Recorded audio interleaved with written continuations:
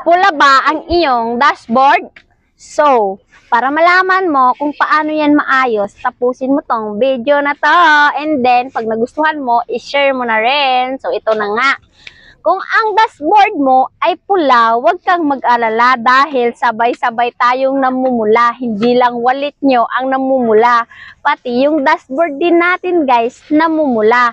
At hindi porkit namumula ang inyong dashboard ay hindi ka na mamomonetize.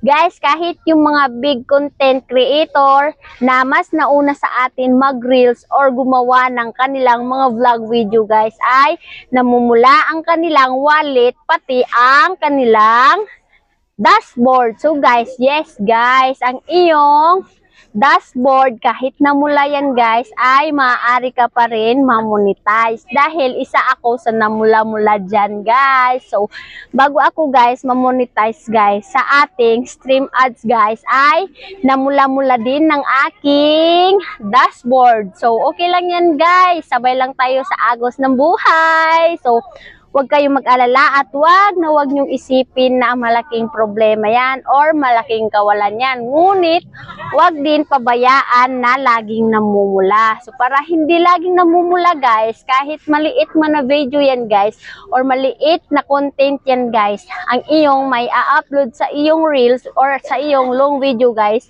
ay dapat araw-araw mag-post tayo guys. Kahit ano pa yan, basta hindi bawal kay Mita guys, kahit naglalaba kayo, nagsusulat, kumakanta. Yan guys, i-post nyo yan nang sa ganun guys, mawala na rin ang pamumula ng inyong dashboard at huwag kayong mag-alala. Habang kayo ay nag-upload ng inyong mga video guys, ay pwede kayong ma-invite sa ating mga stream ads at saka ads on reel. So yun lang, paki-share ang ating video. Hakdog, shout out!